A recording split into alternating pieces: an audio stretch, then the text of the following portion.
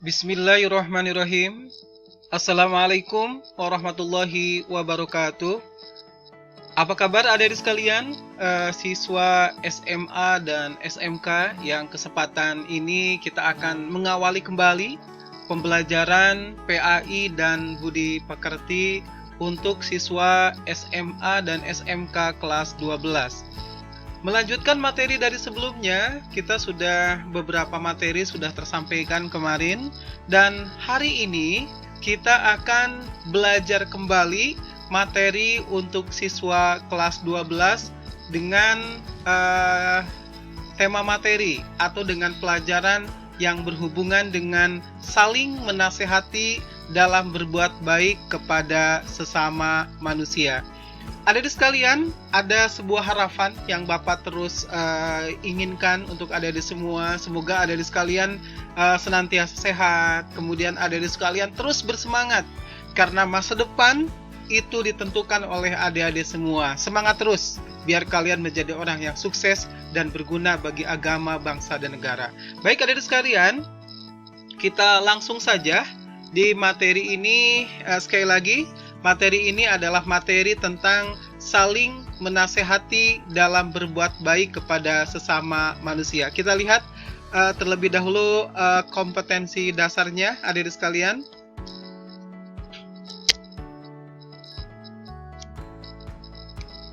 Kompetensi dasar pada materi ini adalah, kita lihat, yang pertama, memahami hikmah dan manfaat saling menasehati dalam berbuat baik atau ihsan dalam kehidupan.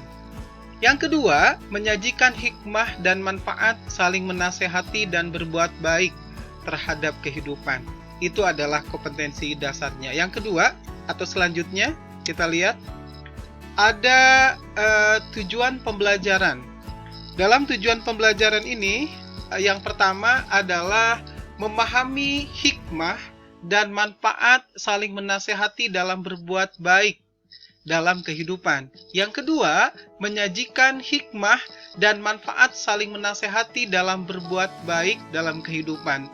Lalu yang ketiga, mengembangkan perilaku jujur, disiplin, tanggung jawab, gotong royong, kerjasama, cinta damai, responsif, dan proaktif. Jadi ketiga hal ini tentu saja harus kalian pahami supaya tujuan pembelajaran hari ini memiliki tujuan yang jelas, supaya kalian bisa sepenuhnya memahami materi ini. Kita lihat selanjutnya. Ini peta konsep. Peta konsep dari materi ini adalah yang pertama, memahami Al-Quran, surat Luqman ayat 13-14, Al-Baqarah ayat 83, lalu hadis tentang kewajiban beribadah, bersyukur kepada Allah serta berbuat ihsan. Kemudian menganalisis kandungan surat Luqman ayat 13 dan 14, kemudian Al-Baqarah ayat 83, kemudian hadis-hadis lain yang berhubungan dengan kewajiban beribadah, bersyukur kepada Allah, dan berbuat baik. Lalu selanjutnya ada hikmah mempelajari surat Luqman ayat 13 dan 14, Al-Baqarah ayat 83, lalu hadis yang berhubungan dengan beribadah, bersyukur, dan berbuat baik. Selanjutnya menjelaskan perilaku yang mencerminkan kandungan surat Luqman ayat 13-14, kemudian Al-Baqarah ayat 83, dan hadis tentang kewajiban beribadah, bersyukur kepada Allah, serta berbuat baik. Dan selanjutnya mendemonstrasikan hafalan surat Luqman ayat 13-14, surat Al-Baqarah ayat 83, hadis tentang kewajiban beribadah, bersyukur, serta berbuat baik, ya. Baik adik-adik sekalian, karena waktu kita sangat singkat, saya harus mengefektifkan waktu saya untuk adik-adik semua. Kita lanjutkan selanjutnya. Nah, langsung kepada materi pembelajaran, yaitu surat Luqman ayat 13 sampai dengan 14 tentang kewajiban beribadah dan bersyukur kepada Allah. Saya baca terlebih dahulu. Silakan adik-adik sekalian yang menyimak video ini untuk memperhatikan bacaannya. Bismillahirrahmanirrahim. Wa idh qala Luqmana libnihi wa huwa ya'idhuhu ya bunayya la tusyrik billah inna syirka la dzulmun 'adzim. wa wassaynal insana biwalidayhi hamalathu ummuhu wahnan ala wahnin wa fisaluhu fi 'amaini anishkurli wa liwalidayka ilayyal masir. Shadaqallahul adzim. Kita lanjut. Isi kandungan dari surat Luqman ayat 13 dan 14 itu, yang pertama, orang tua wajib menanamkan ajaran Islam kepada putra-putrinya sejak dini. Lalu yang kedua, setiap anak wajib berbuat baik kepada orang tua. Yang ketiga, materi ajaran Islam yang wajib ditanamkan kepada orang tua oleh orang tua, yang pertama kali pada anak adalah tentang tauhid, dan bentuknya adalah untuk mengesahkan Allah dan menjauhi dari perbuatan syirik. Lalu yang selanjutnya, syirik adalah dosa yang paling besar kepada Allah Subhanahu wa taala yang tidak akan diampuni oleh Allah Subhanahu wa taala. Lalu selanjutnya, orang tua, terutama ibu, adalah manusia yang paling berjasa terhadap kehidupan seorang anak, karena telah mengandung dalam keadaan susah dan bertambah-tambah, serta memberikan air susu secara ikhlas kepada anak-anaknya selama 2 tahun sempurna, sehingga anak memiliki ketahanan tubuh dan sehat secara sempurna. Selanjutnya, setiap anak wajib bersyukur kepada Allah Subhanahu wa taala dengan melaksanakan perintahnya dan menjauhi semua larangannya, dan berbakti kepada orang tua dengan menghormatinya dan berbuat baik terhadap keduanya, baik ucapan maupun perbuatan.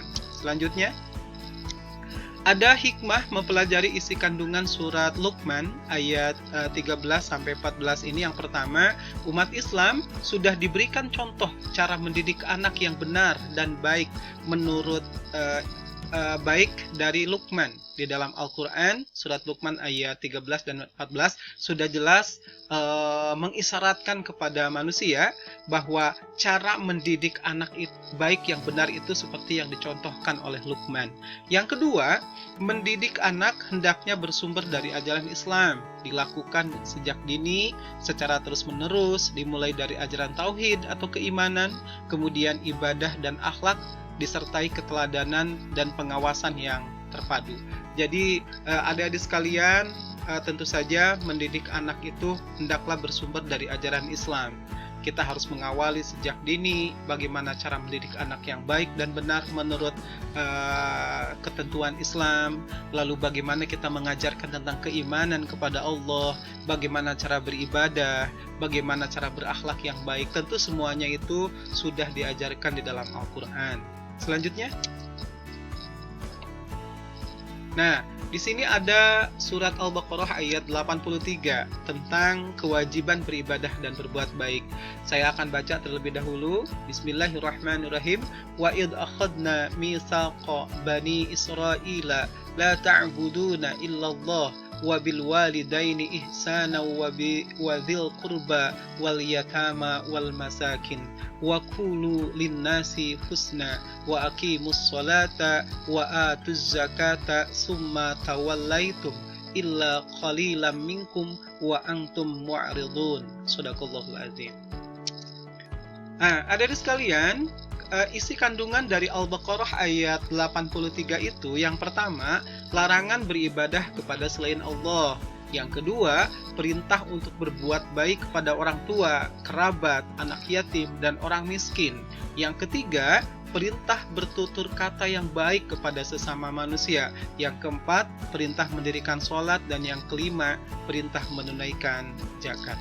Selanjutnya, ada hikmah yang harus kita pelajari di kandungan ini.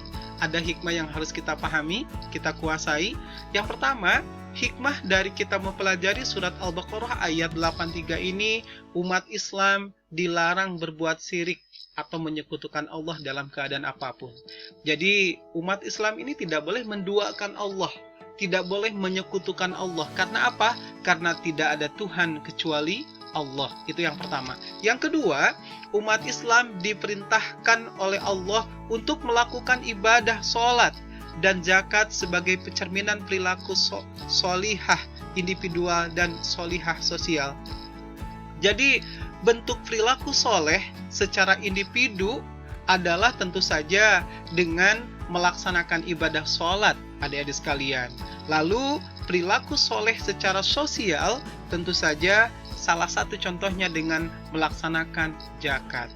Selanjutnya, umat Islam harus berperilaku baik terhadap orang tua, kerabat, anak yatim, orang miskin, serta bertutur kata yang baik terhadap sesama. Itu salah satu pribadi seorang muslim tentunya. Jadi pribadi seorang muslim itu harus pandai berperilaku baik terhadap orang tua, adik sekalian, terhadap kerabat, anak yatim, orang miskin, dan kepada siapapun. Lakukan yang terbaik untuk orang lain. You must be the best for yourself. Kamu harus memberikan yang terbaik untuk diri kamu dengan cara berbuat baik kepada orang lain. Toh semuanya itu akan bernilai ibadah dan kebaikannya itu akan kembali kepada kita sendiri, adik-adik sekalian. Kita lanjut. Kemudian ada hadis tentang beribadah kepada Allah. Di sini hadisnya silahkan dilihat. Ini hadis yang berhubungan dengan beribadah kepada Allah. Kita lanjutkan. Ini hadis tentang bersyukur ya. Silahkan dibaca. Baik, kita lanjutkan karena waktu kita sangat terbatas. Nah, ini adalah hikmah mempelajari isi kandungan hadis tentang kewajiban beribadah dan bersyukur kepada Allah. Yang pertama, dilihat silahkan. Yang kedua, silahkan dilihat, dibaca. Baik, kalau sudah kita lanjutkan. Nah, ini isi kandungan dari hadis beribadah dan bersyukur kepada Allah, ya. Ini silahkan dilihat. Yang pertama. Yang kedua, silahkan dibaca. Baik, yang ketiga, silahkan dibaca. Oke, selanjutnya ada membaca hadis tentang berbuat baik, yaitu ihsan. Silakan dibaca hadisnya. Hadis ini diriwayatkan oleh Muslim ya. Rawahu Muslim. Baik, kalau sudah dibaca, kita lanjutkan. Nah, ini isi kandungannya, adik-adik sekalian.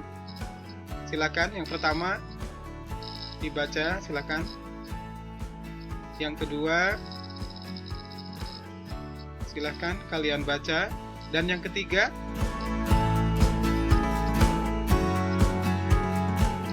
baik, kalau sudah, kita langsung saja karena waktu kita sangat singkat. Ini adalah hikmah mempelajari isi kandungan hadis tentang berbuat baik. Silahkan dibaca.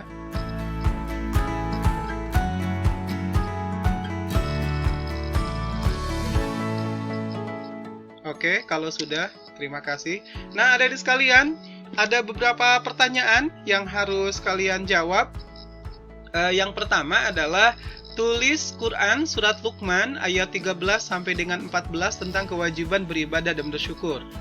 Yang kedua, sebutkan hikmah mempelajari Quran surat Luqman ayat 13 sampai 14. Yang ketiga, tulis Quran surat Al-Baqarah ayat 83 berikut artinya. Yang keempat, sebutkan isi kandungan Quran surat Al-Baqarah ayat 83. Dan yang terakhir, sebutkan hadis yang berhubungan dengan beribadah, bersyukur, dan ihsan. Adik-adik sekalian, sepertinya materi pada kesempatan ini sudah cukup Bapak sampaikan. Semoga walaupun pertemuan kita cukup singkat, hanya 15 menit saja, tapi mudah-mudahan memberikan manfaat yang luar biasa adik-adik sekalian. Sekali lagi, Bapak berharap dan berdoa semoga kalian tetap dalam keadaan sehat, tetap semangat menuntut ilmu, meskipun melalui media pembelajaran yang sudah Bapak sajikan di kesempatan ini. Dan Bapak akan sampaikan sekali lagi terima kasih atas segala perhatian dan kebersamaannya.